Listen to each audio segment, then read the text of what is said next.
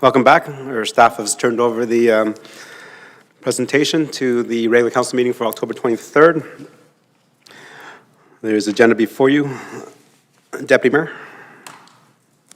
Yes, thank you. The Town Council adopted the October 23rd, 2023 regular council meeting agenda as presented. Okay, thank you. Administration, anything to add? Your Worship, nothing to add.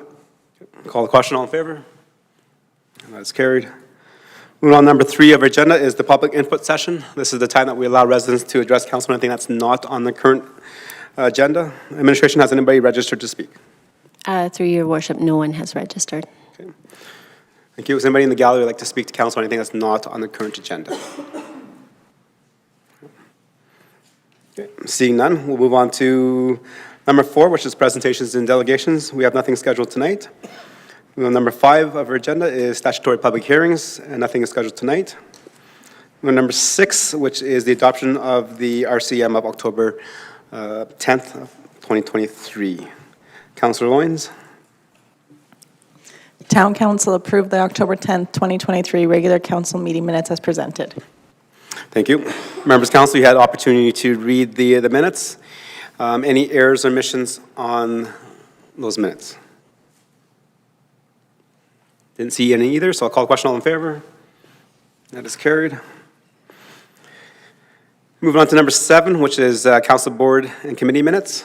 We have 3 tonight, the Meridian Foundation, Culture Roundtable, and the Growth and Commerce Committee. Councillor Laurie. Thank you, Your Worship. I'll move that Town Council receive the council board's committee minutes for information. Okay, thank you. Members of council, any questions or comments regarding those minutes? I do not have any either, so I'll call the question. All in favor? That's carried. Okay, moving on, number 8 of our agenda is bylaws. We have 2 tonight. 8.1 is the amending bylaw to do the road closure in the Brickyard. Go ahead, administration. Thank you, Your Worship. Good evening, Your Worship and Council. Administration has brought forward an amending bylaw this evening related to the road closure for the Brickyard that was passed by Council in 2022. This amendment is before Council this evening in order to address a requirement set by land titles that was not initially captured in the first readings of the bylaw. The package was submitted to land titles and subsequently rejected, requiring that the town resubmit with the changes laid out on the lead sheet. The amendment does not change any substance in the bylaw and merely provides the clarity sought by land titles in order to progress this and satisfy the requirements to land titles. Myself and the Manager of Legislative Services are here to answer any questions that Council may have related to this item. Thank you for the presentation. I think members of council have already read the agenda package, so any questions for clarity and understanding? Okay, seeing none, I have a question to administration. And in terms of previous road closures, was there something new that was added that we needed for this road closure, or was there an oversight that we did not add this in the first bylaw to close that portion of road? Thank you, Your Worship. Through Your Worship to the rest of Council. The initial answer to your question is we were hoping to that the information presented to Council in the initial bylaw was correct. What has come to light is we had initially, to the town administration had initially planned to address a number of these items through the endorsement process to provide the clarity within the plans that were required through land titles, and the language there would have been sufficient. Land titles came back and said that's not sufficient for how we would like to do it. So they were, and this does come up quite frequently, as I've been led to understand from our planning department. So much so that Alberta, the land titles actually, and our Alberta government actually have some how-to information on the on the Alberta government website on how to address these amending issues through land titles. So it's not uncommon for municipalities to have to do amending bylaws when they do road closures. We don't do a lot of road closures through the town through the years. So it's something that we have noted, and in future road closures and road closure bylaws, we will be updating our process to ensure that we don't do this again. Thank you. Thank you for that clarity. Any more questions or comments from members of council for clear understanding? See none. Councilor Pletchko for the motion, please. Yes, thank you, Your Worship. The Town Council give first reading to bylaw 2680/RC/23 to amend road closure bylaw 2663/RC/23. Okay, thank you, Councilor Pletchko. Any comments and debate on the motion for first reading? Okay. No, I think it should be pretty self-explanatory with the agenda package and what the agenda manager just provided for us. So I'll call the question. All in favor, first reading? That's carried. Councilor Hansard, please. Your Worship, I move that Town Council give second reading to bylaw 2680/RC23. Thank you. Any more debate? Call the question. All in favor? That is carried. Councilor Anderson? Thank you, Mr. Mayor. I'll move that Town Council give unanimous consent to consider third reading of bylaw 2680/RC/23. Okay. Thank you. For those that are watching and those that are in the gallery, if council is to deal and pass all three bylaw readings in one evening, there has to be unanimous consent of members of council that are in chambers. And so I'll call the question. All in favor? That is carried. Okay. Moving on to Deputy Mayor, please. That Town Council give third reading to bylaw 2680/RC23. Okay. Thank you. Before I call the question, I just wanted to ensure that going forward, if we have any other road closures, this will be actually added to the initial bylaw, so we don't have to do an amendment. Thank you, Your Worship. Yes, this is something that staff have noted to be mindful of in future road closure bylaws brought to council. Okay. Thank you. I'll call the question. All in favor of third reading? Okay. That is carried. Thank you. Moving on to 8.2, which is the business bylaw. First reading. Go ahead, administration.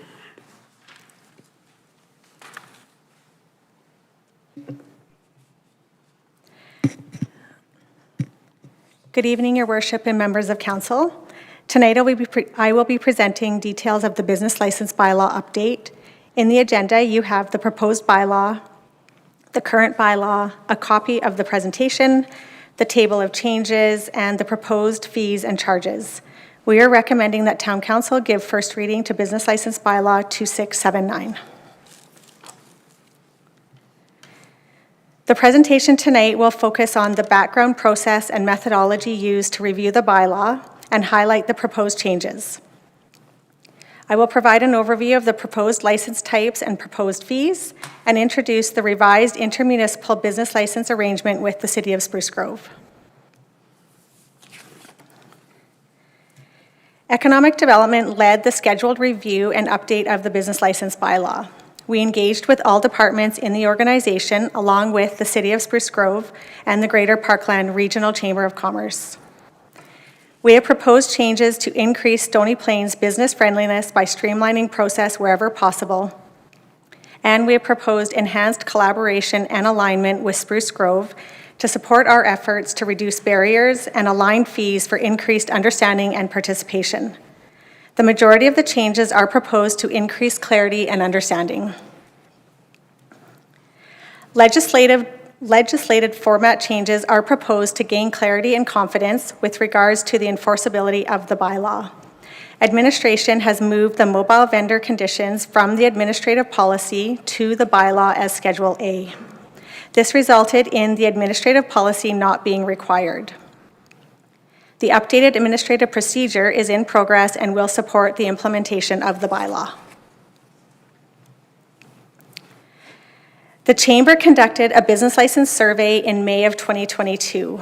This survey included 24 respondents from Stony Plain, 32 from Spruce Grove, and 13 from Parkland County.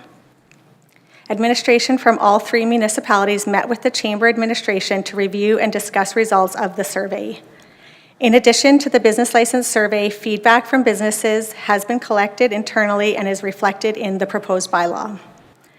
Our business-friendly approach ensured that proposed changes make doing business in Stony Plain easier, with clear and consistent regulations, and by reducing barriers experienced by the end user. Notable minor changes include a complete reorganization in how the content was presented and updating definitions as required. These changes align the bylaw with legislative best practices, improve clarity, and enforceability. Significant changes include moving the mobile vendor guidelines from the administrative policy to the bylaw, re-envisioning the tri-municipal license to the intermunicipal business license arrangement, since Parkland County no longer issues licenses, replacing the definition of resident with local and non-resident with non-local, and adding the option to gain expedited service. These changes improve clarity, enforceability, and align with the City of Spruce Grove to create a business-friendly environment. The business license types and fees have been proposed to, again, increase clarity and understanding for the applicants, to align with the City of Spruce Grove, and to offer increased opportunities for local businesses to seamlessly operate within each municipality, and account for the mobile vendors to operate within each municipality with one license. The local license will be applied for in the municipality where the business is physically located. Local businesses will pay a one-time fee to hold their license. Any business that has the capacity to be mobile, such as contractors, will be able to use their local license to operate in both Stony Plain and Spruce Grove. The non-local license will be applied for in the municipality where the provider will offer services. Their license will only be valid in that municipality. Any business in Parkland County can apply for a license in Stony Plain or Spruce Grove and use that license to operate in both municipalities. A temporary business, such as mobile vendors, hawkers, and peddlers, will be required to purchase a temporary license. The temporary Tier 1 license is purchased and valid in the municipality in which they plan to operate. For those businesses who want to operate in both Spruce Grove and Stony Plain, they can purchase the temporary Tier 2 license. We anticipate many of the mobile food vendors will choose this license as they currently operate in both municipalities and purchase 2 licenses. The intermunicipal business license arrangement would replace the formerly known tri-municipal license. Since Parkland County no longer issues business licenses, this re-envisioned arrangement still allows Stony Plain and Spruce Grove to work collaboratively to offer local businesses the benefits of the old model, which allows businesses to provide services throughout the region. The arrangement aligns with what was heard from local businesses specifically regarding the ease of working in the region, value in locating a business in the region, reduction of cost to the businesses, and enhancing services to the community through increased choice and confidence in service providers across the region. The intermunicipal arrangement applies to the local, Parkland County, and temporary Tier 2 business license. At the end of each fiscal year, revenue collected from these 3 license types will be shared between Stony Plain and Spruce Grove as per a revenue sharing agreement. The local, non-local, and Parkland County license types require annual renewal with a prescribed fee. We are proposing a no renewal fee for local licenses only. The temporary license types are not eligible for renewal. These licenses will expire as per the prescribed timeframe it was purchased. Once again, we are recommending Council give first reading to the proposed business license bylaw 2679 tonight. The bylaw will be brought back to Council on November 14th, where administration will recommend that Council give second and third readings. The administrative procedure is currently being drafted and will be complete ahead of the January 1st, 2024 effective date of the bylaw. Administration is also in the process of developing a comprehensive communications plan in collaboration with the City of Spruce Grove, which will effectively communicate the business license bylaw and procedure ahead of the January 1st effective date. Thank you for your time and attention. Thank you for your presentation, and thank you for actually engaging and consulting with our businesses to come with this recommendation. So members of council, any questions for clarity and understanding? Councillor Laurie? Thank you, Your Worship, and I do have a couple. And so thank you very much for the presentation this evening. One of the first questions that instantly comes to mind is about our existing businesses. As you mentioned, the local business license, obviously it's changing, the structure is changing from an annual fee to a one-time fee. So majority of our local businesses are used to having that annual fee, and if it's a home-based business, it was 50, I think the other were 100, somewhere around there.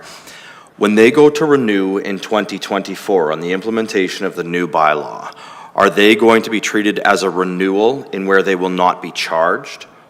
Or will they be required to pay this license fee the first time, and then any subsequent renewal after that would be costing? Go ahead.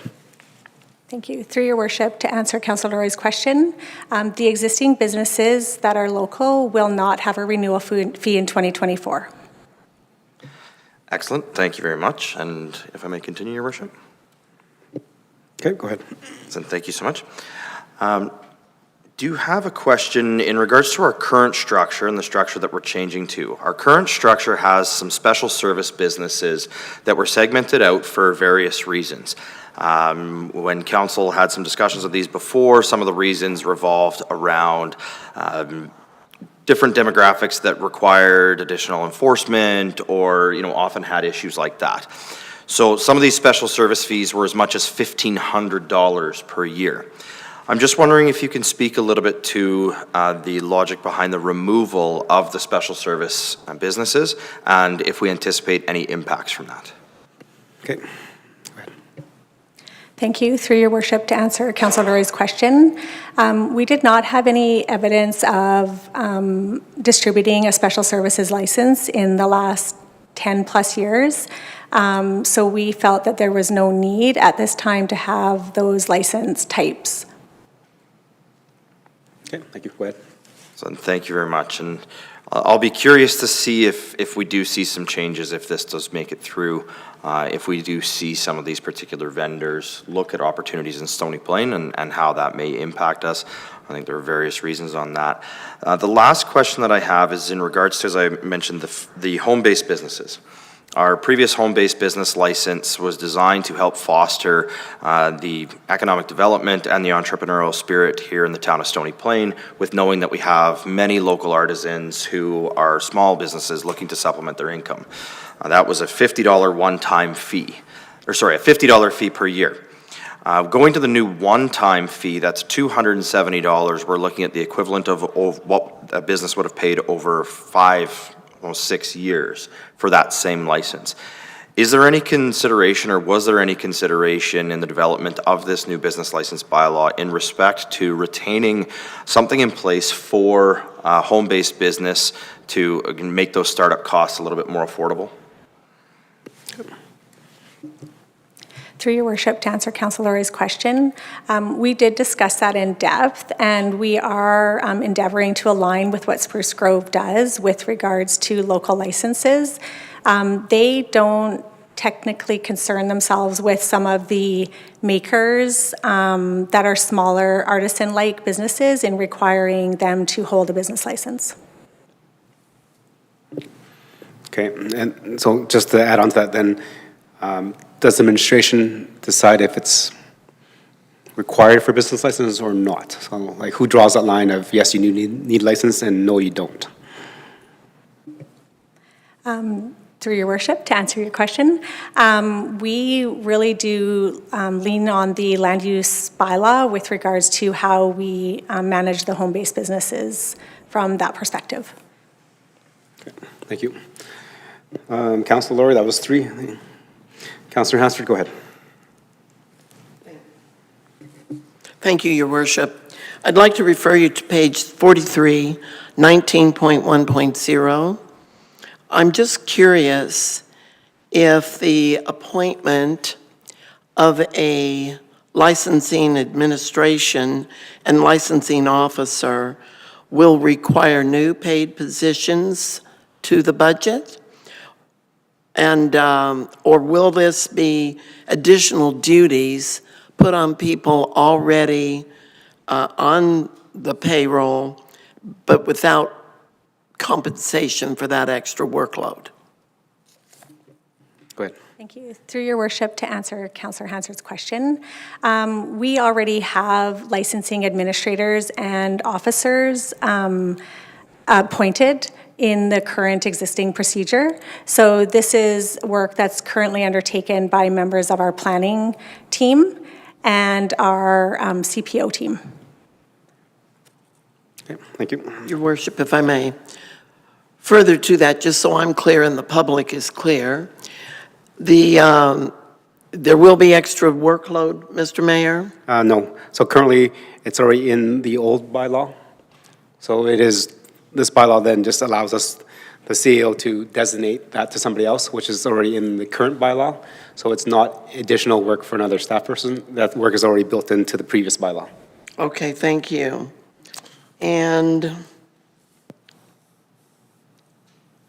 are there any, sorry, Your Worship, through to economic development, what are the implications, if any, that arise because Parkland County does not charge any kind of a licensing fee for businesses? Does that impact us in any way? Thank you. Through your worship, to answer Councillor Hansard's question, we currently don't experience any impacts due to them not issuing licenses. We are hoping through having a specific Parkland County business license type that we will enable these businesses to provide services in our community as well as the city of Spruce Grove. Okay, thank you, Your Worship. Yep. Councillor Pletchko? Yes, thank you, Your Worship. Through the administration, a couple of questions. Non-local. When I look at this, I'm just wondering, I had an opportunity this summer to drive around our community and talk to many businesses that do business within our community, and was quite surprised at how many don't have an annual license to do business within our community. So a couple of things that come to mind. First off, the $440. Can you tell me how you would come up with a large fee like that and how you plan to implement that? Through your worship, to answer Councillor Pletchko's question, we aligned our license fees with the City of Spruce Grove's license fee, and we did research all regional communities in the greater Edmonton region with regards to license fees. So we are staying competitive and doing our best to remain business friendly, particularly with the local businesses, and we would encourage non-local businesses to choose Stony Plain as well. So that could possibly help. Can I comment to that? Yep. So even though we align ourselves with other communities to do the same thing, it still goes back to the same question. When we overprice ourselves within our community to have people do business within our community, how do we get them to do business within our community and register their small businesses? Like I said, this summer I had multitude of, it always bothers me because many of our businesses here have licenses and do so because they want to do business within our community, and yet we let a multitude of people come into our community. And, you know, I can think of online, a multitude of them doing the same thing, coming into our community, taking stuff away from our local residents. And I look at that $400 fee, and I guess we'll see whether that passes through council tonight or not. My second question is related to Parkland County. And this, again, kind of goes back to thought process around businesses. Now, Parkland County, when they don't charge a business license to their people, do they have a fee for Spruce Grove and Stony Plain residents to come do business within their community? Your worship, to answer Councillor Pletchko's question, no, they don't. So again, I wonder how we get Parkland County people to come do business within our community when it appears that we're penalizing of $150 a year to do business within our community. I get it's a small amount of fee, but at the end of the day, it's still, how do we encourage people to register their businesses within our community so that we know what activity is on and be competitive within the region? I'm just wondering, you know, if Parkland doesn't charge us to go there and yet we're charging them to come here, what's the makeup of the two if we're trying to be amicable within the tri-region. Your Worship, to answer Councillor Paleck's question, we currently charge Parkland County residents a non-local business license fee. Okay. So in other words, the Parkland County fee would be less than what the non-resident fee would be? Okay, so we're trying to encourage them by reducing that fee. That is correct. Thank you. Any more questions? Councillor Meyer, Deputy Mayor, go ahead. Thank you, and through you to administration. Anticipating that fees change from time to time, in the event that Spruce Grove changes their fee structure, would we automatically update ours and vice versa? If we update ours, do they update theirs? Your Worship, to answer Deputy Mayor Meyer's question, we will endeavor to align with Spruce Grove if we are finding that it is serving the community to be business friendly. You will notice in the bylaw that we haven't listed any amount of fee. We have used the terms prescribed fee, so that does give us flexibility to amend as required if we're finding that it isn't working for the community of Stony Plain. Okay. Anything else? Councillor Laurie? Thank you, Your Worship. Two things, and I'm just, in respect to that, with the bylaw not stating the specific fees, where will the fees reside? Will the fees reside in our fees and charges bylaw? Therefore, if we do need to change the fees, we are still having to open up and change a bylaw? Your Worship, to answer Councillor Laurie's question, so the fees and charges bylaw is presented to Council annually for approval. So these will come to Council once a year to be reviewed.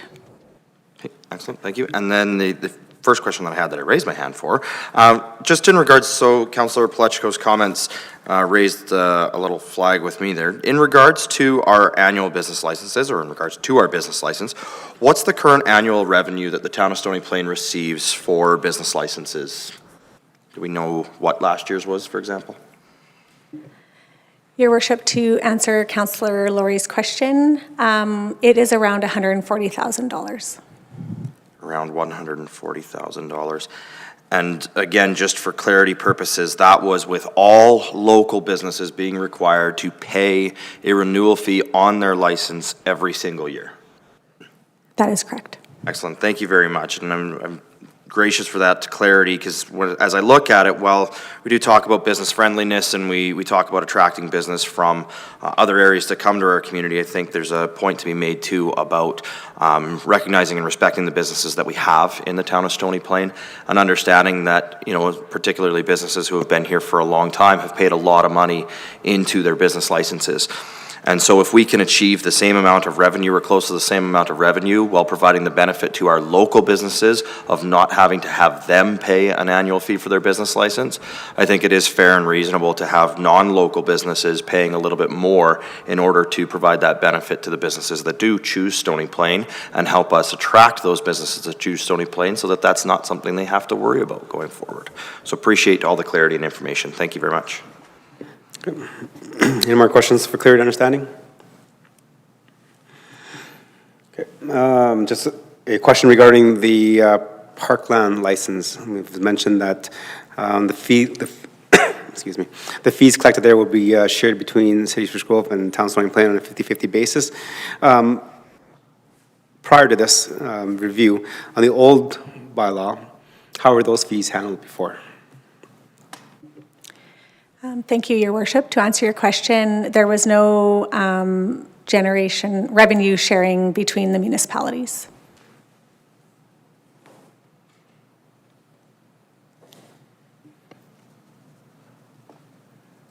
Okay, and then so based on the answers provided, then in terms of that there was about $140,000 in annual fees from local businesses. The fact that there was no revenue split for Parkland County businesses that register within town of Stony Plain. We're proposing on the new bylaw to split that Parkland County business fee 50-50 with the city of Spruce Grove. That might just wash out based on how many people they have. But I'm concerned about the $140,000 that is not collected from the annual license renewal process. So if we're gonna not collect $140,000 from our local business, which is good, I appreciate that. I think members of council appreciate that. But how are we gonna make up the shortfall? Even with the increased fee schedules for non-residential and non-local, I don't think we're gonna make up the $140,000 difference. So where is the difference gonna come from if this bylaw passes?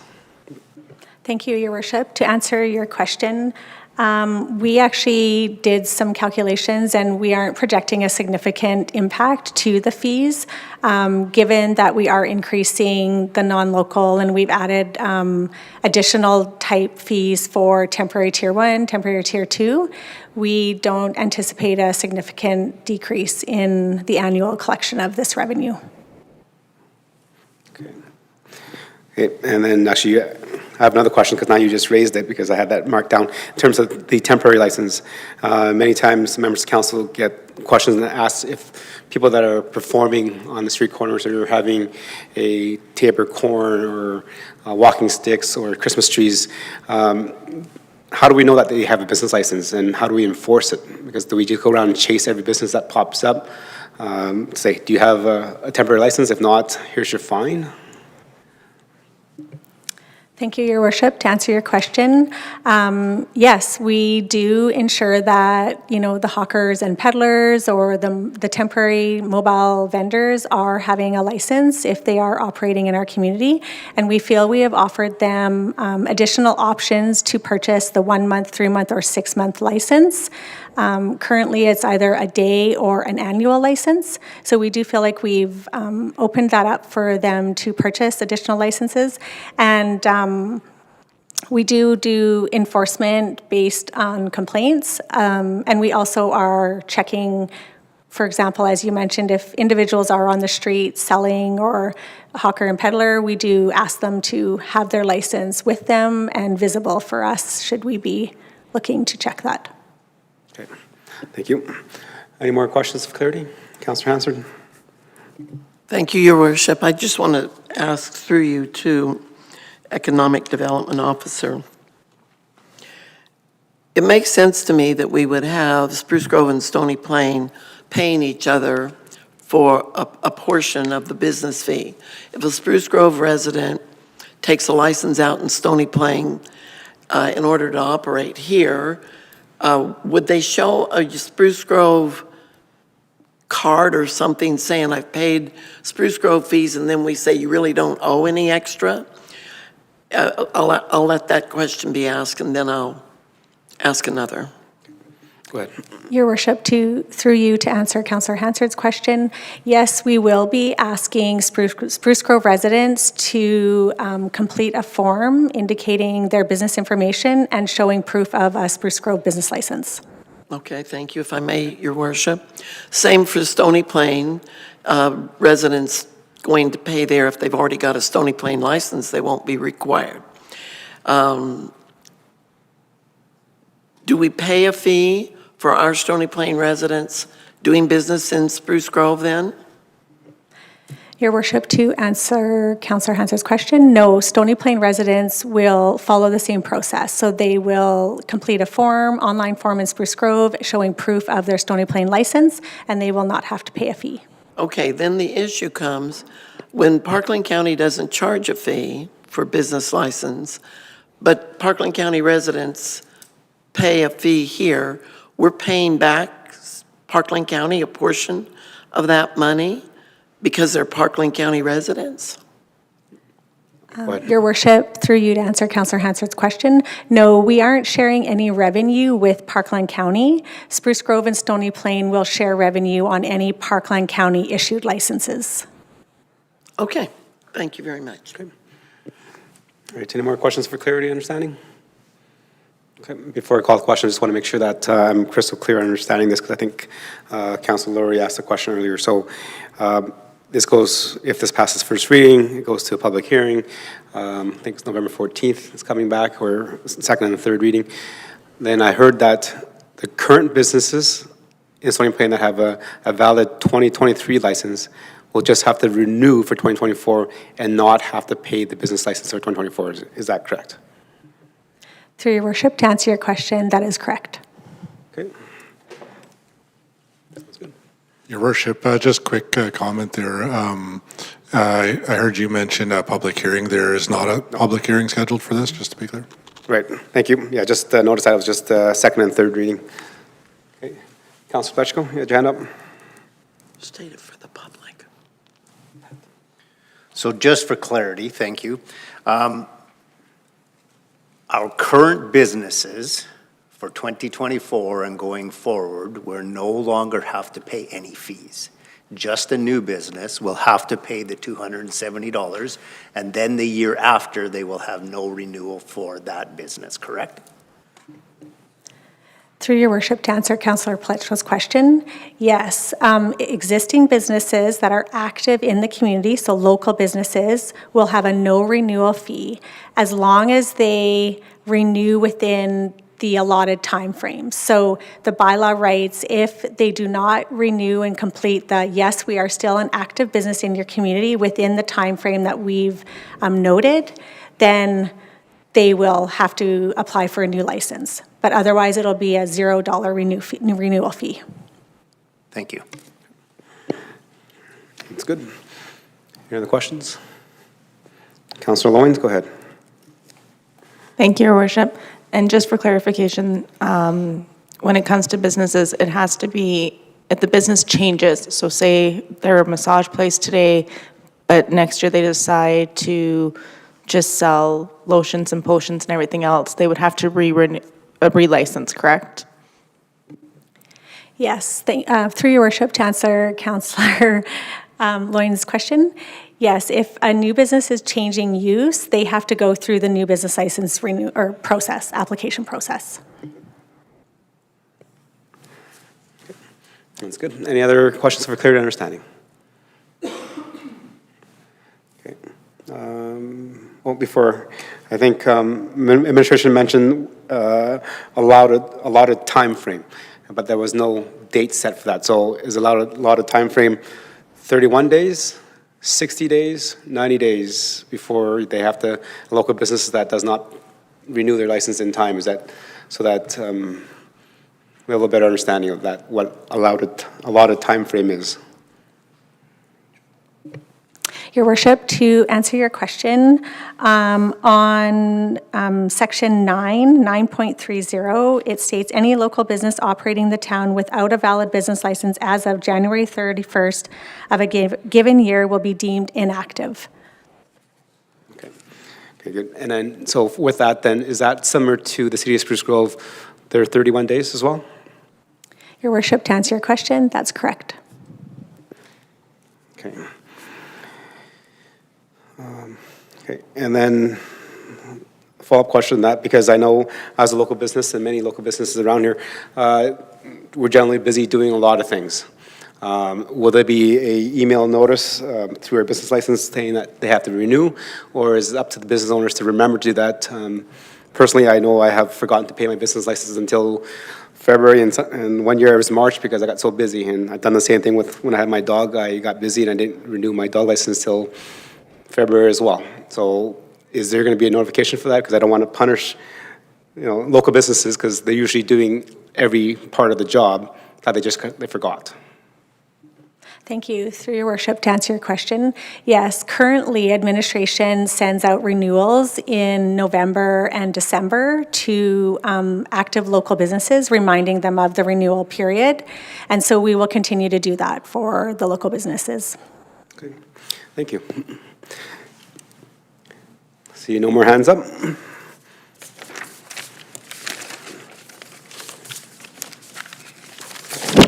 Councilor Loynes with the motion, please. Town Council give first reading to business license bylaw 2679/LIC/23. Okay. Members Council, the motion for first reading. Any debate on the motion? Any additional comments?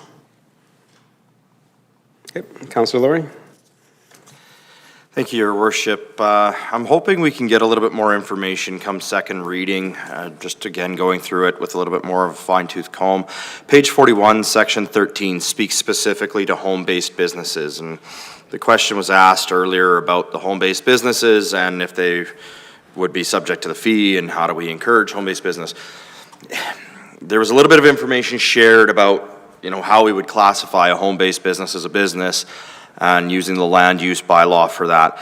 Under Section 13, it simply states any business operating as a home-based business shall obtain a valid business license subject to this bylaw. So I'm just going to ask that for the second and third reading, if we can have a little bit more clarity and context around that as to what truly equates to a home-based business that we would be requiring a license of. And how that applies. So when we're talking with residents, when we're talking about people who are looking to start something up, we can inform them in an educated manner as to whether they do need to pursue that license or not. Okay. Thank you for the comment. Administration, is that noted? Okay. Any other questions, comments, in debate? Okay. See none, I'll call the question. All in favor? That is carried. Okay, that ends our bylaws. Moving on to business meetings, so let's take a 5-minute recess while administration changes over, and then we'll be back with 9.1 of our agenda. Thank you.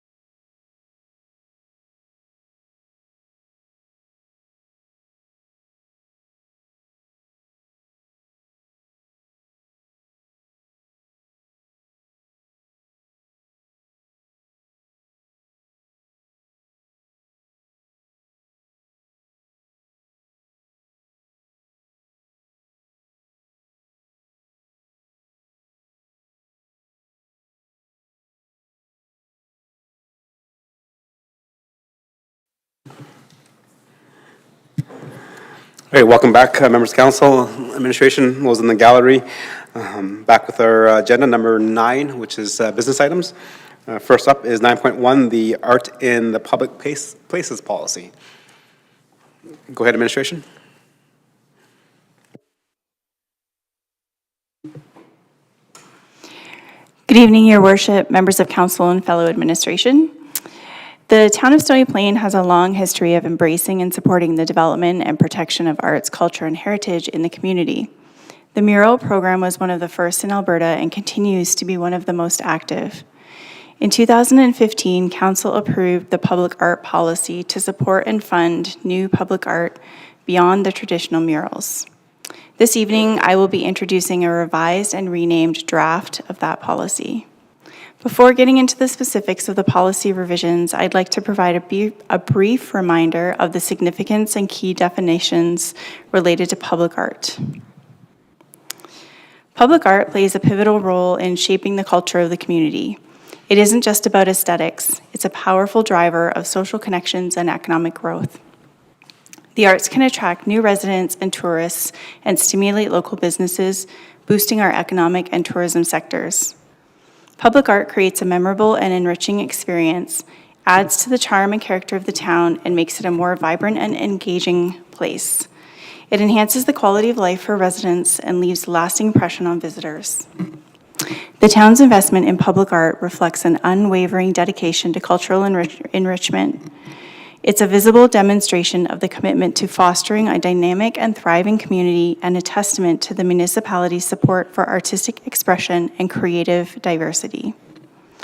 One example of how public art enhances the quality of life in Stony Plain is the Oatway Park project. This neighborhood improvement initiative was initiated by the installation of an art bench in the green space at the intersection of Oatway Drive and Brightbank Avenue. What began as a simple art installation evolved into the rejuvenation of the surrounding green space, the enhancement of the trail system, and the establishment of an official municipal address and name for the area. This transformation turned an unmarked, frequently flooded section of the trail system into a functional and enjoyable green space for the community. Public art is any form of artistic expression that is created for and accessible to the public. It can be found both outdoors and indoors, making it a part of the everyday environment. Installations can vary in duration. Some are intended to be permanent, enriching our surroundings for generations, while others provide ever-changing experiences and perspectives. Artworks can take on traditional forms, such as sculptures or murals, or they can serve functional purposes, provided that an artist is involved in their creation. Like some of the examples on this slide, art can be integrated into architectural designs or landscapes, or serve as site furniture, such as garbage cans and tree grates. Challenging the traditional notions of public art, many programs also include live performance, street art, new media installations, and festivals as acceptable forms of media. In all cases, the artwork can be either static or interactive and engage the audience on multiple levels. Stony Plain has embraced this diverse definition of public art, showcasing a variety of art forms and media. Temporary works have included the Poetry on the Sidewalk project and Angela Hall's new mural along the trail in Heritage Park. Permanent and functional pieces include Enduring Connections in Heritage Park and disc drumming in Rotary Park. As previously noted, in 2015, Council adopted the Public Art Policy C-CD-016, which set the foundation for the administration and funding of the town's public art program. The policy allocated 1% of new building construction budgets for art at that site and 0.1% of the operating budget to reserve for public art around the community. Earlier this year, Council received the Art in Public Places strategy, which presented recommendations aimed at steering the growth of both the public art and mural programs. Recommendations in the strategy included the amalgamation of the mural and public art programs into one cohesive program, and clarification of language in the public art policy to better define qualifying projects and the possibility of donations. In response to these recommendations and to align with current town policy standards, administration conducted a comprehensive review of the public art policy. The outcome of the review is the proposed Art in Public Places Policy, C-CD-062. The proposed policy is designed to align with the strategy's recommendations and aims to streamline program administration, reduce redundancies, and provide a clearer delineation of roles. The complete details and the rationale behind the proposed policy were included in the agenda package for your review. The new policy is intended to guide the Art in Public Places program over the next 4 years. The funding model of the proposed Art in Public Places policy, sorry, there's a lot of Ps, has not changed from the original 2015 policy. 1% of the total budget of any new publicly accessible municipally owned building for art installed at that site. This amount can be included in the overall budget for the building. It does not need to be in addition to it. For example, if a new building is anticipated to cost $40 million, the $400,000 art allocation can be encompassed within the existing plan to cover the cost of functional items such as wall cladding, handrails, flooring, site furniture, etc., provided an artist is involved in the design and installation of these components. And then additionally, 0.1% of the annual operating budget to be placed in reserve for artwork in areas of the community where no new publicly accessible municipal buildings are being developed. The additional reserve noted on the draft policy, the Life Cycle Art Reserve, represents the amalgamation of the current mural reserve into this program and would serve as the conservation fund for the collection. If approved, the policy would require renaming of the reserves associated with the new program. And this adjustment would be addressed as part of the scheduled review of the Accumulated Surplus Restricted Reserves Policy, C-FS-055. Thank you, and I'm happy to address any questions that you might have. Yep, thank you for the presentation on the Art in Public Places. I think you hit on some really good things. Just a couple days ago, we had the Greater Parkland Regional Chambers of Commerce Awards of Distinction. And at that event, the Town of Stony Plain presented a Award of Creative Excellence award on that night. Not quite as business focused, but very business oriented in terms of economic development in our community. We always talk about economic development is always about businesses, but arts and culture is also economic development. So I think what we're doing in the last few years is to kind of roll that together and make Stony Plain a tourist attraction through our murals and our public arts so that people do come to the community, have a sense of joy, have a sense like this is a nice community to be, and that is actually adding to the economic development in our community. So thank you for that presentation, and thank you for the work that has been going on through the Culture Roundtable and over the last few years in terms of the policies that we've merged together, the art and the tourism. So thank you. Members of council, any questions, comments for clear and understanding? Councillor Hansard, go ahead. Thank you, Your Worship, through you to our Cultural Development Officer. Ms. LaBerge, I want to commend you for a successful summer with summer sessions hitting 2 all-time top numbers attending out at Heritage Park.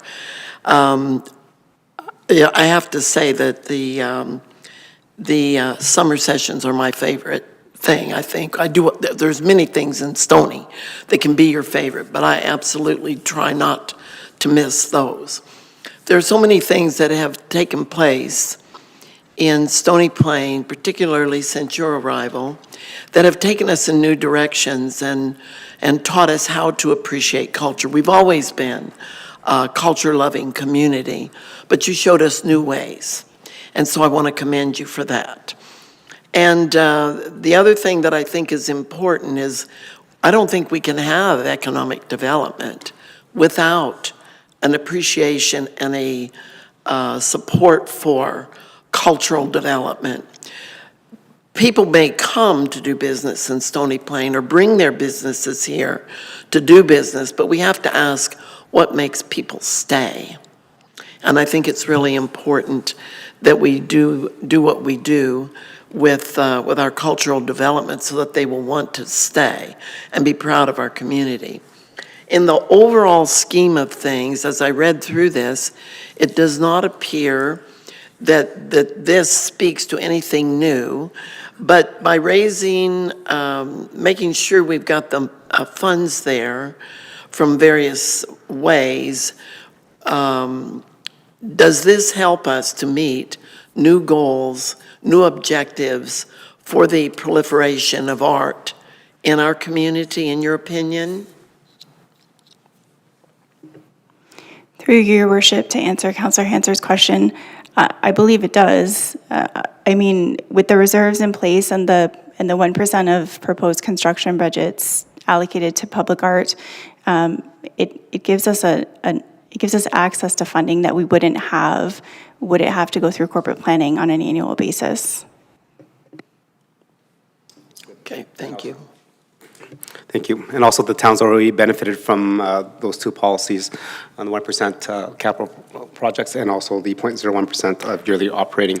Hence, that's why we've had to few those extra unveilings of the magpies, the whatever those, the mural in the Mural Park. Those are addition to what we've planned in the future. So this is actually showing lots of benefits already. Councillor Laurie. Thank you, Your Worship, and thank you to admin for the presentation. Just a question in regards to, you'd mentioned the capital project of $40 million. And we know we have a rec center coming up that's approximately $40 million. Interesting how that lines up. I just have a question in regards to some of the previous history of the 1% that we've had in the policy. Can you provide some examples of some previous facilities that were constructed and how much was contributed through the 1% based on those facilities? Through you, Your Worship, to Councillor Laurie, we've only had 2 facilities to date that have fallen under this policy. The first was the Heritage Park facility, and the piece of art that is there is the Enduring Connections piece. That piece was both a community project that brought in multiple members of the community to create the artwork, and then resulted in the permanent piece that's on the site. That piece was in the neighborhood of $100,000.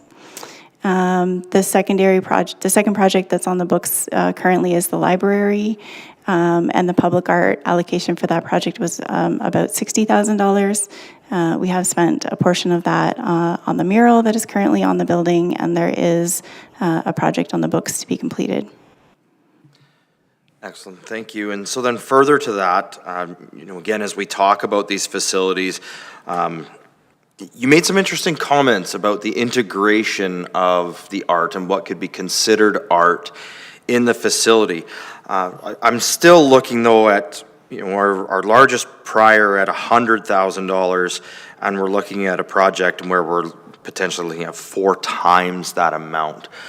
In review of other policies in other communities, is this 1% something that we see in other communities?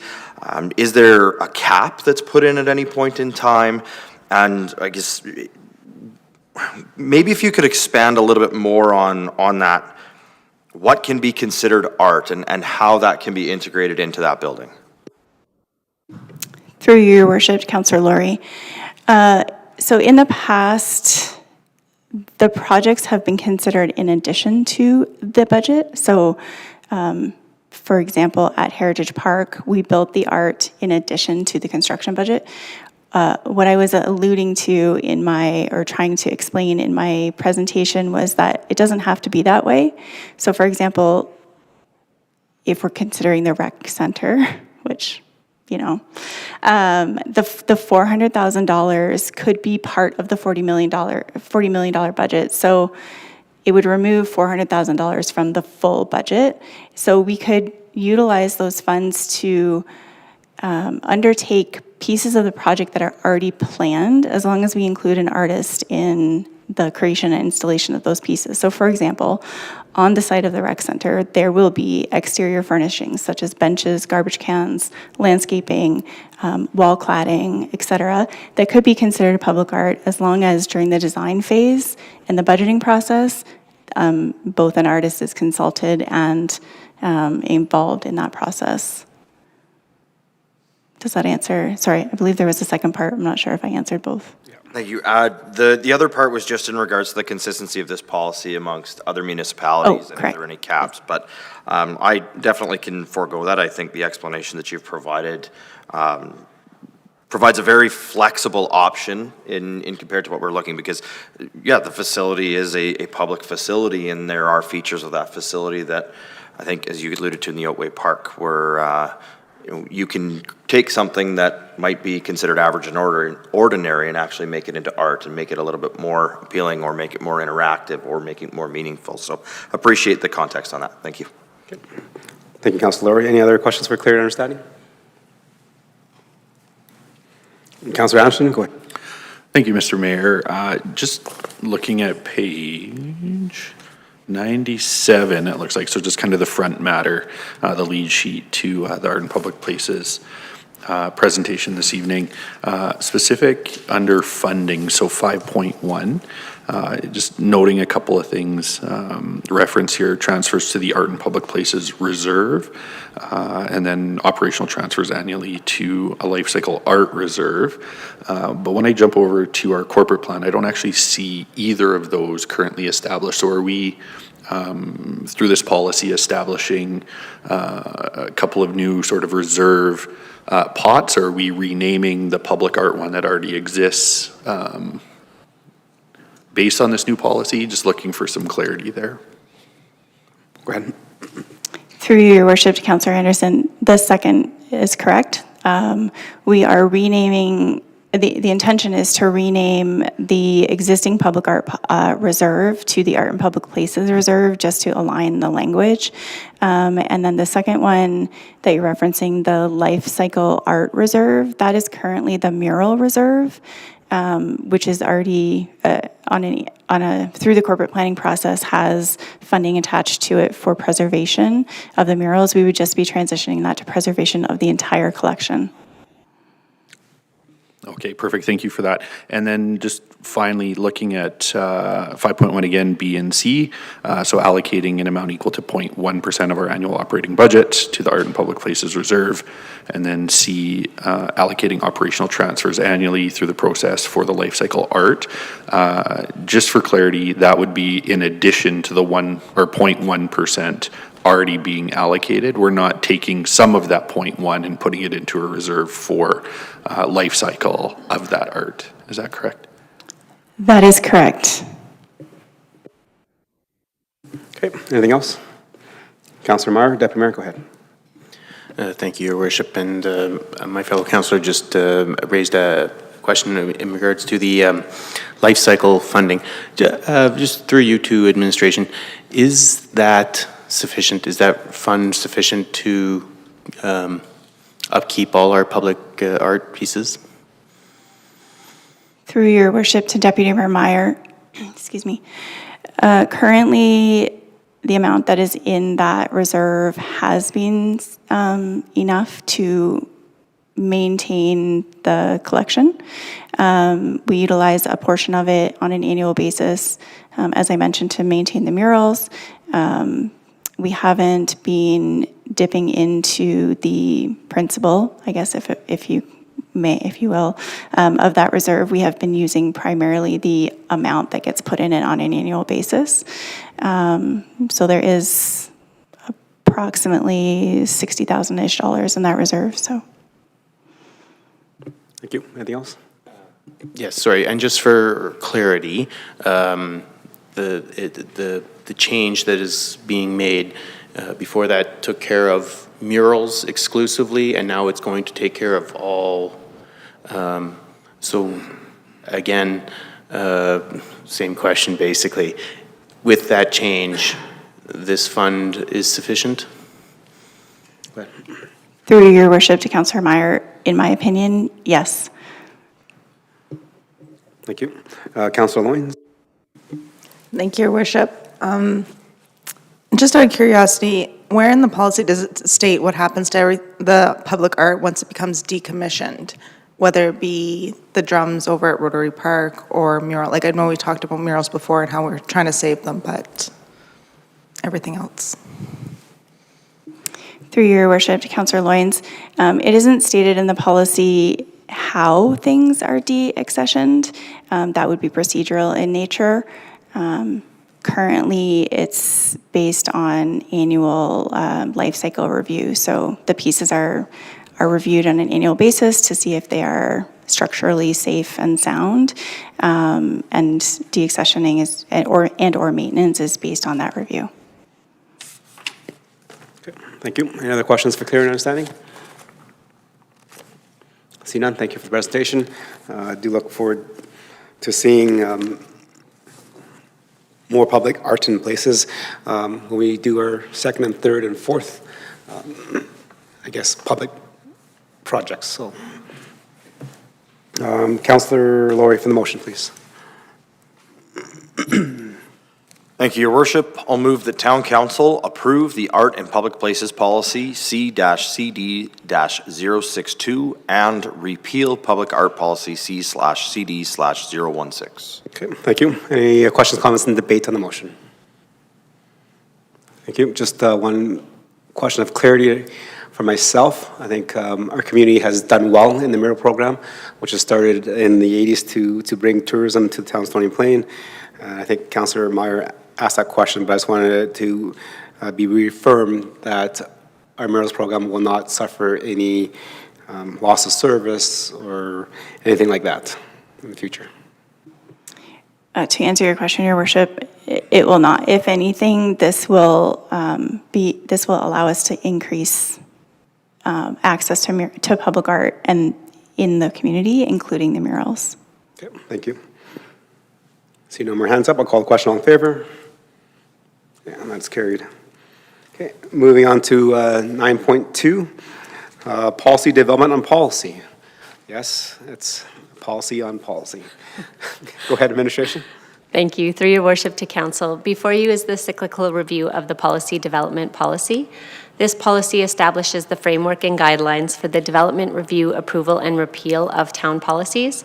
Minor amendments have been made during this update to provide better clarity in relation to the standards, rules, and responsibilities. The policy is being presented for council's consideration this evening as per the town's 4-year review process. I'd be happy to answer any questions of council should there be any.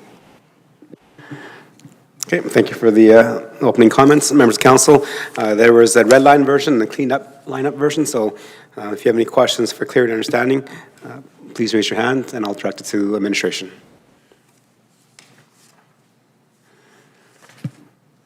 Okay, I see no hands up. Oh, Councillor Meyer, go ahead. Thank you, Your Worship. So as I read this, I was kind of left with the impression that feel this is more a feeling than say, but it does feel like we are taking some specific directions and a few guardrails down.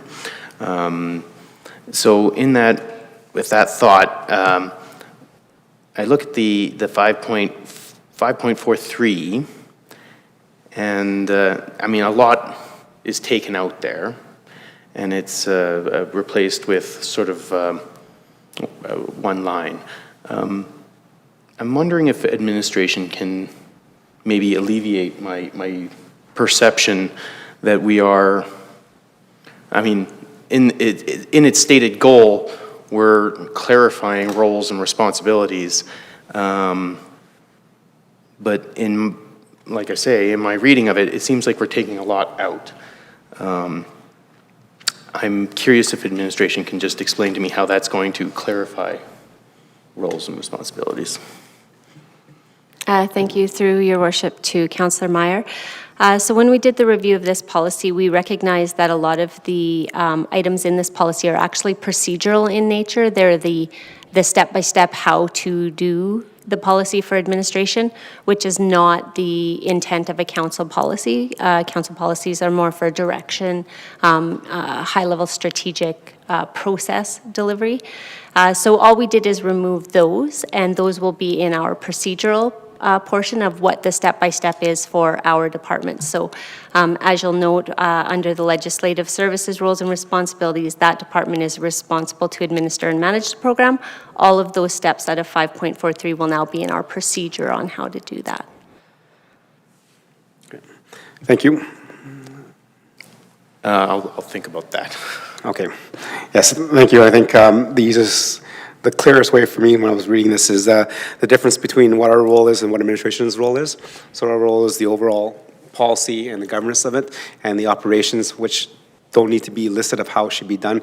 That should be administrative role. So just making sure that we have that clean separation between what governance is and what operations is, so that we do not step on each other's toes and get council and administration into trouble or crossing our paths that may cause some conflict in the future. Councillor Hansard?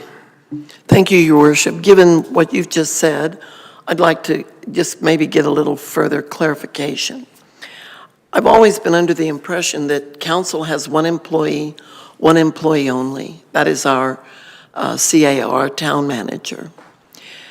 Everything else flows out of his office to control and guide and help make everybody else in the organization successful at what they do. Am I given the impression in this that something was not working well? Or it just seems odd that we're creating rules to give the town manager what he already has, which is the authority to approve, amend, and repeal administrative policies. Council doesn't sit on top of those in any way, do we? No, we don't, and that's why this is getting cleaned up. Through your worship to Councillor Hansard. So prior to 2018, this was an administrative policy, but recognizing that there are different types of policies. There are council strategic policies, and then there are administrative operational policies. It was, I believe, correctly brought forward in 2018 to say this is the council policies, providing transparency and clarity between what a council policy is, what an administrative policy is, and how that will be brought forward, so that both high-level strategic decision-making can occur, as well as the administrative operational nature. So, you know, in 2018, they brought it forward as a council policy. When we reviewed it, we recognized that perhaps a few more administrative things should have been removed from the policy. So we're just cleaning that up and making it more of a strategic document. Okay. Thank you. Thank you. Thank you, Councillor Hansard. Anything else from members of council for clarity? Councillor Anderson? Thank you, Mr. Mayor. Just based on the explanation we just received, just trying to think through sort of the roles and responsibilities here and the separation of council policy and then the administration side of things. Is there a need, and so this is just a question for my own clarity and understanding, for 5.11 through 5.13, you know, if this is council, and as Councillor Hansard has suggested, you know, we work directly with the CAO, would 5.11 and 5.12, 5.13 be better suited for the administrative policy under the CAO as opposed to a part of a council policy? So through the mayor, through your worship to Councillor Anderson. So there could be one thought pattern that would be applicable to be under the CAO's direction. My experience in policy is that for a transparency perspective, it's nice for the public to see whose roles and responsibilities are on that high level, to show that council is providing the direction that they want all staff to understand the policies, implement them fairly and consistently as per council's direction. Thank you. Thank you. Anything else, Councillor Anderson? Okay. And any more questions of clarity, understanding? Nope. Okay, seeing none. Thank you for the revisions. I will now call on Councillor Pletchko to make the motion, please.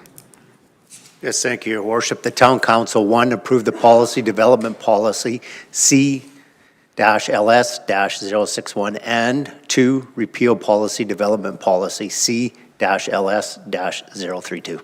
Okay. Thank you. Members of council, any debate or comments on the proposed motions? See none, I'll call the question. All in favor? Opposed? Okay. And that's carried 6-1. Okay. Moving on to 9.3, the 2023 third quarter report. Go ahead, administration. Thank you, Your Worship. I'll keep the comments again brief. In front of council is the third quarter report, updating the goings-on and some of the work that staff have undertaken on behalf of council and the community. I will quickly note, Your Worship, again, frankly, I'm quite proud to bring this one and speak to it very briefly. It becomes better looking and better informed every time that I get a chance to read it. And I do want to acknowledge that the staff effort that goes into putting this together and then being consolidated and then landing in the council chambers and through various forms of communication into the community moving forward. So, Your Worship, as always, proud to be here having this document in front of you, and certainly myself or our staff can speak to anything within it. Thank you. Again, on behalf of council, this is actually a very informative document. It allows us to kind of recap what happened in the last quarter, because the days go by pretty fast these days, so it's good to see that snapshot. Members of council, you had the opportunity to read the report. Any questions and comments to administration? Okay, see none. Councillor Hansard for the motion, please. Your Worship, I move that Town Council accept the 2023 third quarter report for information. Thank you. Members of council, any comments, debate on the motion? Again, on behalf of council, thank you much for providing the third quarter update. I've been following the town's social media feeds, and I like seeing all these little snippets of information coming back to us. I think as a resident myself, when things get busy, it is nice to have this pop up in front of your face, say, did you know this happened this quarter? Did you know this happened? I think it kind of just brings that exposure, and I think we just talked about kind of transparency that allows us to be more transparent as well as be able to share what's happening in our community. Your Worship, if I may make one comment, I'm just not sure, it looks like it's wrapping up, but I do want to note, because I made a comment to one of our staff members a while ago, and then I mentioned it at our general staff meeting as well, that the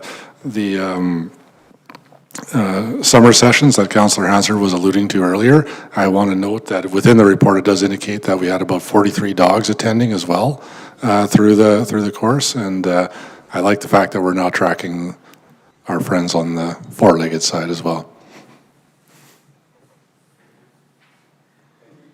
Call the question. All in favor? All in favor? Okay, that is carried. Moving on to number 9.4. It is the strategic and corporate plan update for Q3. Go ahead, administration. Thank you, Your Worship and Council.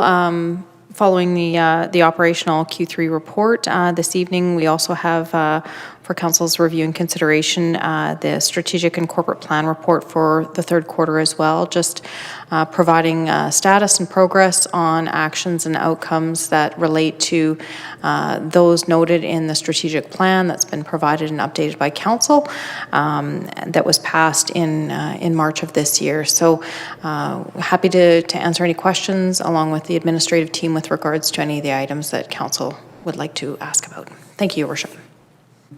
Okay, thank you. I appreciate the report. Just keeps us aware of what's happening in terms of our corporate plan. So members of council, any questions or comments for clarity and understanding? I have a question regarding the Old Town South. Just wondering how the engagement went with our stakeholders. Your Worship, With regards to the engagement, I'm aware that we've been reaching out through our communications into the community to identify folks that wish to share stories and information related to the neighborhood. We're contacting them to understand sort of a perspective piece around the history of the area, the neighborhood, as well as to help with some guidance around, what that might look like in terms of shaping the future as we proceed with the redevelopment. Those are some of the most current initiatives that we've been undertaking from a communications standpoint. I'll just look to the General Manager of Community Protective Services if he wishes to provide any further clarification regarding stakeholder initiatives or engagement that have taken place otherwise that I'm falling short on recalling. What's that? Your Worship, certainly what's been outlined is certainly happening with respect to perhaps the rec facility, which is a major project that is potentially happening in that location. We've certainly done our due diligence with that and continue with a lot of engagement with community in terms of questions that have been brought forward. Again, tomorrow we're doing a presentation to Parkland County related to that particular project also. And we continue to work with the Curling Club related to that project and their stakeholders that have questions from time to time related to that particular piece of the project. Your Worship, I can maybe provide a bit of commentary there as well. I would say two other updates I can say on engagement or stakeholder relations in relation to Old Town South. I do try and I believe have in the last few years scheduled meetings specifically with the Heritage Agricultural Society, Red Brick Common, I believe is the name now, to attend a board meeting for other reasons, answer a few questions, talk about the strategic plan, but certainly to provide a verbal update, shot in time as to where we're at on that sort of on Old Town South in its broadest sense. That was completed. I can't remember the exact date. I believe it would have been in Q3. I think it was June meetings. And Your Worship did something similar to with our library board in that attended to speak to the board, again, various topics, but did make a point of speaking specifically on Old Town South as well. I'll just stop there, Your Worship. There's two. I believe there are some other things in the works from our communications area. And I would maybe just put a comment into the council. I believe we are still looking for people that have a story to tell about Old Town South, whether that was over the course when they were, growing up in the community or being involved in the community, so on and so forth. And I believe there are some requests that have gone out or information that's gone out on that, and I believe we will see some more. So I know typically council knows a lot of people in the community, and if you are aware of anybody that may want to help us a bit on some of that, please send those names into either, you can send them into me or you can send them into our communications area. Okay. Thank you. Any more questions? Councillor Anderson, go ahead. Thank you, Mr. Mayor. Just one really quick question, page 148, in relation to the highway development strategy. The last update here was Q2 2022 that was underway, but I believe there's been some significant work that's happened there, and just looking for just a quick summary of where things are at with that strategy and when we can expect to see that come into council chambers. Through Your Worship to Councillor Anderson. So the highway development strategy is very close to completion. It has been shared with the Growth and Commerce Committee most recently for final review, and I believe it's scheduled to be presented to council before the end of the year. The date specifically skips my mind right now, but I know it's before the end of this year. Okay, thank you. Anything else? Okay. So just piggyback on that in terms of some of our key actions is the collaboration with the Alberta government on highway authority, road authority on Highway 779 and 628. I know we've been batting this back and forth with Alberta Transportation and Economic Corridors. Can the administration provide us an update where we're at in terms of those conversations? Your Worship, I believe as it's indicated there, we've continued to bring that forward to, through a bit of an advocacy approach through the elected official level, minister to mayor and council sort of approach there. There's no specific update I would provide or can provide of specific progress on those arrangements or agreements. Other thing I will add, just as you asked now, tomorrow I am scheduled a meeting with, I forget Michael Botras. I know it's not an assistant, it's not an ADM. I think it's executive director for our region. Essentially, the administrative head of our region as it's defined by Alberta Transportation, and that will be another one of the topics that I'll discuss with him. Okay, thank you. Okay, any more questions from council? Okay. See none. Councilor Anderson for the motion, please. Thank you, Mr. Mayor. I'll move that Town Council accept the Strategic and Corporate Plan Q3 2023 report for information. Okay, thank you. Any questions, comments, and debate on the motion? No. Okay, on behalf of council, thank you very much for putting this together. It's really nice, again, similar to our Q3 yearly update, is to see where council is going in terms of strategic plan and corporate plan. Actually, if you can look at the list, there's actually a lot of things that we have on our list that we plan to do over the next couple of years, and it's good to see them getting checked off one by one. So I'm glad to see the work that's put in by administration, so thank you for that. I'll call the question on favor. That is carried. Moving to number 10 is council discussion. So this is the time that council can update members of council of certain boards and committee meetings and happenings, and also any questions that you may hear from our residents to bring forward to the awareness of our staff. All right, we'll start with the former deputy mayor. Nothing for me this evening. Okay, the deputy mayor. I'm going to take a pass as well this evening. Okay. Councilor Anderson. A guy never wants to be the first one during council discussion, but I do just want to acknowledge the feedback from within the community around some incidents that have occurred with vandalism and whatnot within specific neighborhoods. And my encouragement there is to please ensure that those continue to be reported to RCMP. Those do get tracked and resources are allocated accordingly. So we acknowledge that, we've heard that these things are happening, and we're certainly on our end engaging in conversations that we hope will limit some of that.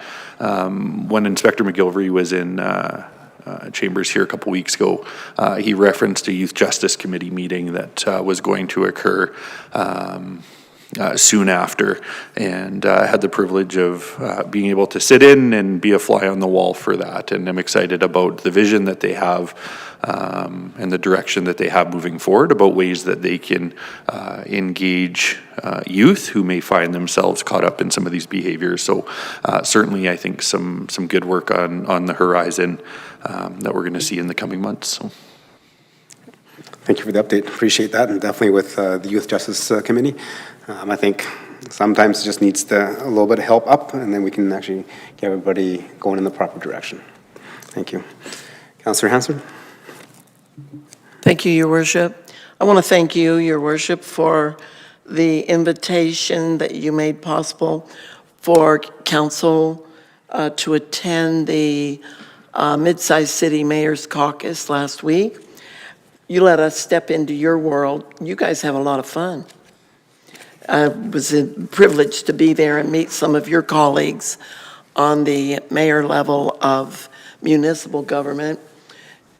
And a great deal that I heard there, particularly the speaker, encourages me that councils are trying to do a really good job for all the people who live in Alberta.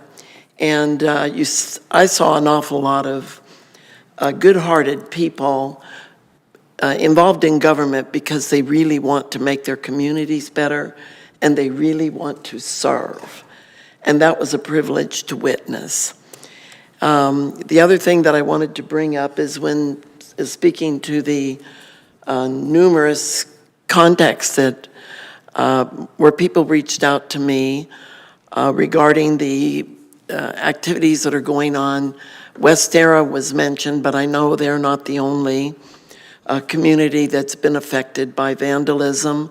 I saw a similar tag to one that was on one of our brand-new community bulletin boards on the big wall of the lumber yard of the co-op right 1 block from us here. And it's really disturbing when we see people stepping out of line to do such things when so much effort is put into our community to make it beautiful and to keep it beautiful year-round. So I do hope that these individuals are caught. And I also wanted to add to what Councillor Anderson mentioned. When Inspector McGilvery was in Chambers, he talked about registering your security cameras at home online with the RCMP, so that when they get all of these reports, which I hope come to them over every single incident of vandalism and damage to property, every single incident should be reported. That's called having eyes on your community. In addition, if you register your camera, the RCMP know they can come to you to check your cameras, because all of us don't sign up for the multitudinous alerts that come on our phones from every car that passes, everybody that walks by, and every dog that stops to visit your front yard. But it's important that we let the police know that we have these cameras so they can come to us when they have multiple reports that we may not even know about from people in our neighborhoods, and they can put 2 + 2 + 3 and come up with the number that will lead them to the people who are actually perpetrating this damage in our community. So I wanted to encourage people to report everything. Don't worry about whether it's too small or not. Let them figure out what they can use to help catch the people who are causing us damage in our community. And so that's what I wanted to say there. The other thing is, we have so much to be proud of in Stony Plain. And as we start this last half of this term, I want to thank my council colleagues for all the contributions, all the conversations, all the ways that you serve our communities, and that was echoed at MCMC last week, and I would say we probably have everybody here working to be mayor one day. Okay, thank you, Councilor Hassard. I believe the registering your cameras, is that light catch? I was not here at that. Parkland capture. Oh, okay, so thank you. So based on that, it is Parkland capture. Okay, excellent. Thank you for bringing that forward, Councilor Hassard. Councilor Plechko? Yes, thank you, Your Worship. Well, I'll just bring up my normal routine that I always do. I'm just wondering, Range Road 12. I was asked to drive Range Road 12. I haven't been down it in a few weeks, and I can see why I was asked to drive it. From 16 right through to the main road is so bumpy you cannot do more than about 15K. It is a washboard of events, and it might be a good idea to have it graded prior to the freezing of the road so that we don't have to put up with that all winter long. Other than that, everybody have a good weekend. Okay. Thank you. Councilor Laurie? Thank you, Your Worship. Just a couple of questions. First, in regards to the completion of Brickyard Drive. We had previously received an update from administration that the developer was intending to have Brickyard Drive completed and opened by mid-October. I see that that still has not occurred. I'm wondering if we have an updated date of opening for that. Through your worship to Councillor Laurie, thank you for the question. So we do keep in regular contact with the developer, and you're correct. With the original communications we got from the developer were it would be around this time that they would be fully opening. They have been delayed from the shallow utility installation for the servicing of all the homes. There have been a few delays on their end, and as a result, the road remains closed at this time. They are intending to get it open shortly. Now, I don't have an exact date for council, but it was passed me that to expect within the first week or so of November. They are working very diligently to get it open. They would like to get through the CCC process with the town and move that along. So we are keeping in contact with them regularly on this. And if any further updates of firm opening date are provided, I'll be sure to pass it along to council. Okay, thank you. Anything else? Excellent, thank you so much. Yep, two other things here, Your Worship. The first is just in regard, obviously, 'tis the season. I'm wondering if we can get a bit of a brief in regards to the standards for salt and sand applications and how we typically try and address that, knowing we had weather system coming in, et cetera. I was a little disappointed this morning that as we went out onto the roads this morning, there had been no applications completed by the time morning traffic was on. And so I'm just wondering kind of how we manage that and what our typical standards are. Through your worship, the Councillor Laurie, thank you for the question. As everyone was seeing today, was our most anticipated favorite time of year, snowfall event.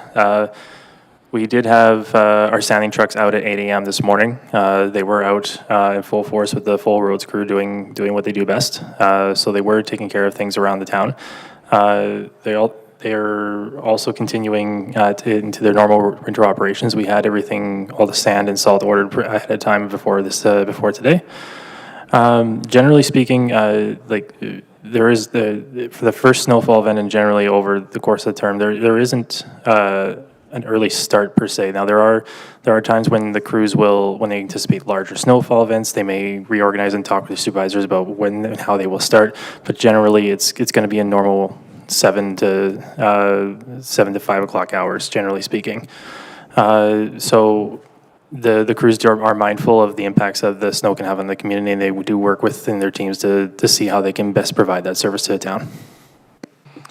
Excellent, thank you. And so just some commentary on that. I think, obviously understanding we're not an organization that has 24/7, 365 public works at this point in time, it does make it a little bit of a challenge. But I think we do recognize that we do have a significant traffic volume that occurs first thing in the morning from residents trying to get out to work, children going to school bus traffic, et cetera, et cetera. I'm a little concerned if our standard is that, we're not starting on that ice and snow control on an average day until that 8 a.m. hour. I know I've seen it in years past where, again, our morning commutes seem to be relatively challenging. When the crews are out, the crews do fantastic jobs. By 9:30 this morning, most of the community was relatively drivable. But, I passed the Public Works yard shortly after 8:30 this morning as the trucks were just getting on the road. And I can certainly tell you the 45 minutes before that throughout the town were a very challenging experience for many drivers. I watched school buses, regular vehicles sliding through all kinds of intersections. Yes, it was the first snowfall. Yes, people have to adjust their driving to things like that as well. But again, maybe just one of those operational things that we need to look at and understanding what the best snow and ice control on our roadways, maybe that does require an adjustment. So only other question I have this evening, Your Worship, is then in line with enforcement. As I spoke about already, the Brickyard Drive, and then again, I spoke to road conditions. I'm wondering about continued enforcement activities around Westview School, particularly in the traffic hours of before school and after school. I know the school itself has been working hard on informing and educating parents about the proper flow of traffic. However, there continues to be a significant problem on several items, most certainly the distance in which vehicles are parking from the crosswalks and the driveways in the area, and then as well as stopping in the middle of the road to allow children to exit and or enter vehicles. These are becoming significant problems. They have caused many traffic problems. There have been several accidents that have already occurred in the area. And quite frankly, from what I've seen over the last several weeks around the crosswalks, I'm a little worried about how long it's going to be until we see a child hit there. So I'm just wondering if we can have a little bit of update as to any planned or known enforcement activity in that area, and if we can think of a little bit of a plan going forward, especially while Brickyard Drive remains closed and 57th is the only access. Your Worship, through to Councillor Laurie and the rest of council, certainly drivers receive their driver's license with a set of rules that they need to follow when they're driving around the community. Do recognize that school is a brand-new school. Perhaps Brickyard Drive being open would alleviate some of the issues that you're discussing this evening. I can't tell you with certain. I'd have to do some research and ask the staff exactly if we have a scheduled plan, but certainly hearing this evening that there continues to be parking infringement or potentially, people not abiding by the rules of the road accurately, we can certainly increase our enforcement over there during the drop-off and pickup times just to provide further education, or if a safety concern is there, we can certainly step up the enforcement level. So definitely we'll chat with the CPO staff tomorrow and just see if there's something in play, and if not, we just put some more activity and more officers over there when during those 2 times of high traffic period. Your Worship, if I can maybe just add a little bit further there too, and I appreciate the commentary coming in. We knew going into this school opening that it would be new, it would be different. The traffic patterns would, with the best intent of design, then we also have to observe what people do and what they don't do, and so on and so forth. And so we appreciate that. We would appreciate any other information or submission that council members may hear, that we hear about that as well. We do hear from our own end as well. Ultimately, I would expect, frankly, probably over the course of a full calendar year, we're going to have to observe and adapt and change and whatnot. And there's certainly, again, education, design. I know that that was an enforcement question, but I know our planning and infrastructure staff are over there and watching and getting feedback too on designs and so on and so forth. So yeah, it's education, design, and at some point enforcement or regulatory approach that will help the community find its way in and out of that place in a safe and efficient manner as well. So again, long story short, Your Worship, any information you guys hear, we'd love to have that passed along to us so it can form part of the, again, learning for all of us over the course of this school calendar year. So thank you for the commentary. Thank you. And definitely, yes, just if you can also have the school reach out to our CPOs and our staff to have that conversation to make sure that there's a plan to make sure that's a little bit better and safer for everyone. Anything else, Councilor Laurie? Okay, thank you. And just an update on my behalf. Definitely the increased graffiti around town is not just within one area, it's within the entire town. So I think, as mentioned by previous councillors, and just continue to report it through our Report It and also the RCMP so that we can build a database and then make sure that those areas are enforced a little bit more. Like if it's not reported, they can't send somebody out there because there's other areas that have been reported with more issues. Okay. Question for administration in terms of definitely snow is in here. The intersection of 628 and Willow Park Road, there was some curb and gutter and asphalt that needs to be done. That was been cut out for about a month now, and it was not poured, and it's still barricaded.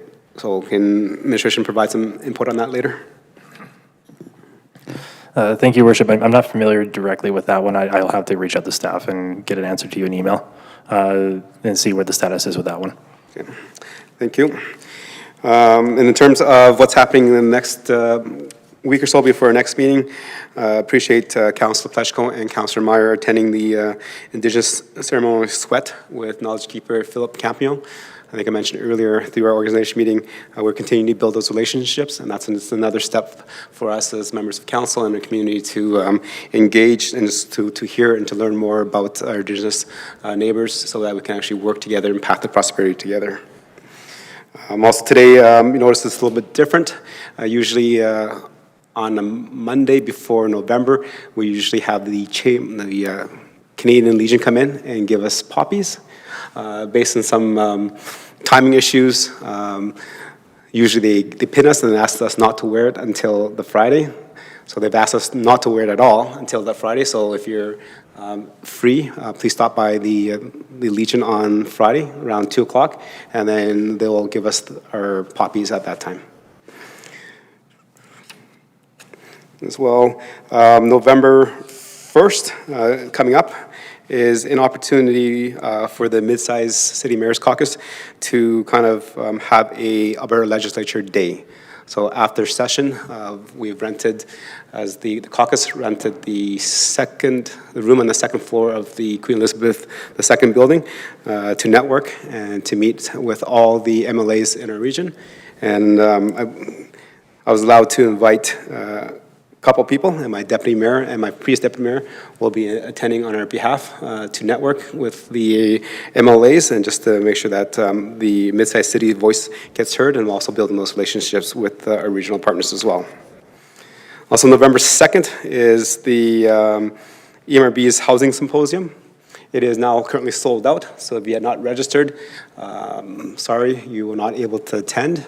If you did sign up, it'll be a great informative session where we look at and we talk about our housing needs in our region. I think we have some key speakers coming in to look at the homelessness that's in our communities and that's growing, and also how to the best practice to address some of those issues. Also on the 2nd, if you stay there for the whole evening, in the evening we have Edmonton Global /. And / is an event put on by Edmonton Global, which is our economic development arm of the region, and they highlight some new technologies coming forward, some local businesses in the community. I think last year there was a large focus on the hydrogen capture, hydrogen vehicles coming in.